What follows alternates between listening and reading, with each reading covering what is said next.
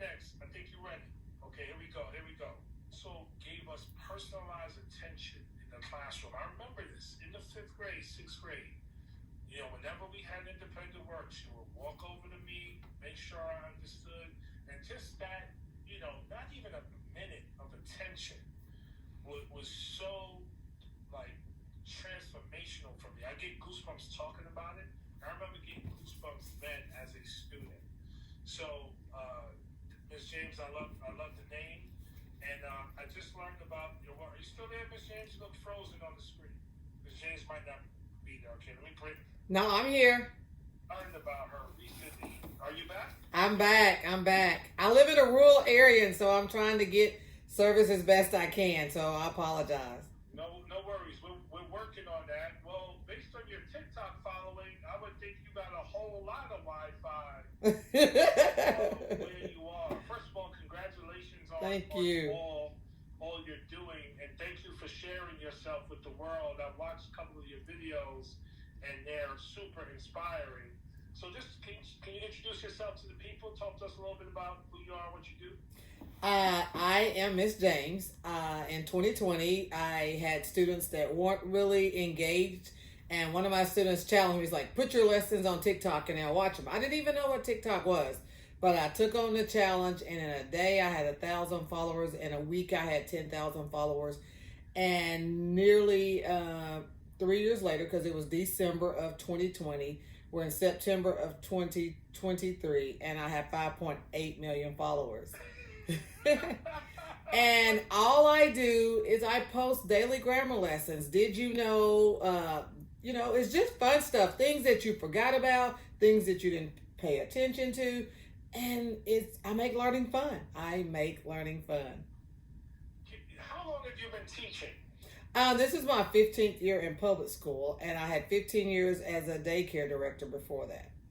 You see that, everybody? See how teaching keep you young? Yes. See how teaching keep you young? Yes. Everybody out there, listen, if you're thinking about a career that you want to go into and learn a lot about yourself and the world around you, I recommend highly going into education and becoming a teacher. I wouldn't be in Congress if I weren't a teacher first. Can you speak to some of so when you read, I'm sure you read the comments to some of your videos. I do. Can you speak to like some of the comments you receive from people across the country? Across the world. I have followers from 86 different countries. Wow. 86 different countries. I have, out of my 5.8 million followers, 1.2 million of my followers are from the Philippines. And I have followers from the Philippines, a lot of followers from Africa, Afghanistan, just all different countries. And one of the things that I remember most is a follower said to me, I live in Afghanistan. I only have 1 hour of internet per day, Wi-Fi usage per day. And I spend that hour learning from you because it's a young lady. And, in that country, young women are not permitted to be educated in some areas. And I think that speaks a lot. Today I had a follower that said, I wanted to be a translator, and I've watched your videos, and now I have a job as a translator. So you added wealth to my family. So, I have people that are copy editors, lawyers, doctors, and it's just really simple grammar lessons. I did a grammar lesson a couple of weeks ago where I reminded people that it's only one space after the period, because us old schoolers are using 2 spaces, and everybody was like, I don't believe you. And I was like, it's correct. So I enjoy doing that. And speaking on what you said is like, education is the most powerful weapon that we can use to change the world. Nelson Mandela said that, and I believe that every single day. And that's why I love teaching, because I love empowering my students and showing them the possibilities through education. Does everyone have to go to college? No, that is not what I preach. But everyone has to have a path that you can be successful in what you do. And so grammar does help. It helps a lot. Grammar 100% helps. What state are you in? I should know this, but you should not, because I never divulge what state I'm in. Yes, don't tell No, sir. I have actually have students' voices in my videos because I actually record my lessons as I'm teaching. Yeah. So I don't divulge my location for that. All good, all good. What's your advice to young teachers? Young teachers just getting into the profession.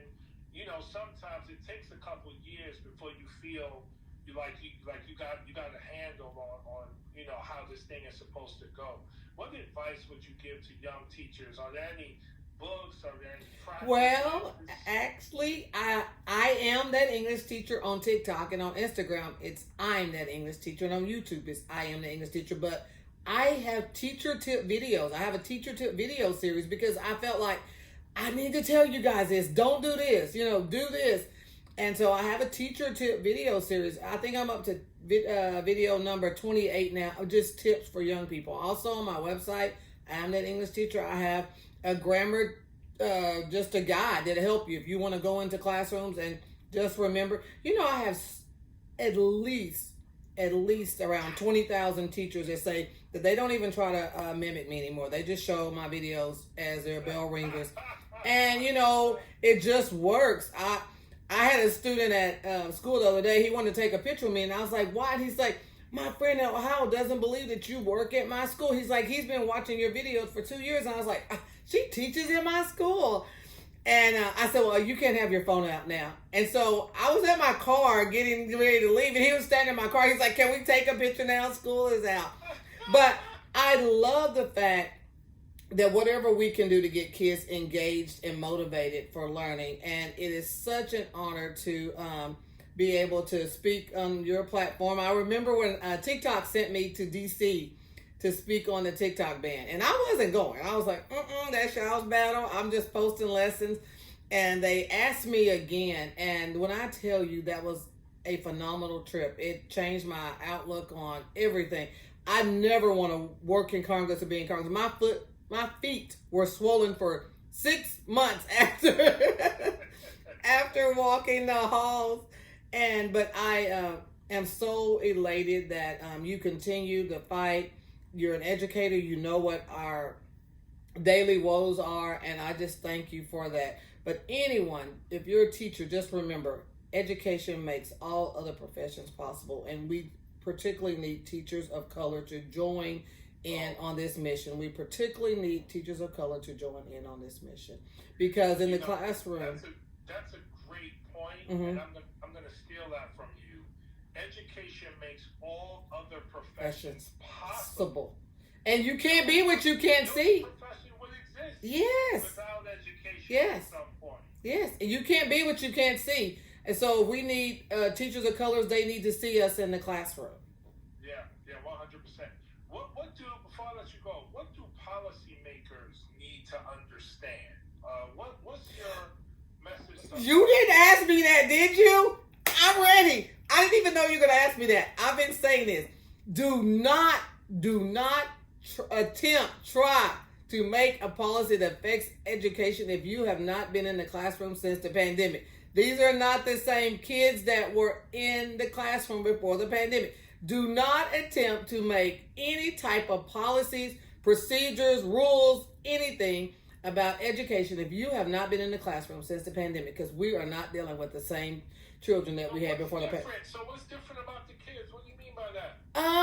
The level of engagement, the level of learning. I mean, just think about it. They stayed at home, all this time, and the rigor was not there for most students. The level of engagement wasn't there. And I'm just going to be honest, a lot of students checked out. A lot of students checked out. So I find myself trying to help my students regain some of the knowledge that they lost. At that time, parents were like, oh, teachers, y'all are just awesome. You do all this for us, and we didn't realize how much you do. And now that those students are back in the classroom, we are trying daily to fix that loss. It was a learning loss. I don't want to say that, but I have to be honest. There was a learning loss. Let me ask you, Ms. James. So, I've been arguing with some people about this recently. Was it a learning loss or a learning disruption? Which one you think is more? You know what? As an English teacher, now you're giving me a new vocabulary word. It was a disruption, but the disruption caused a loss.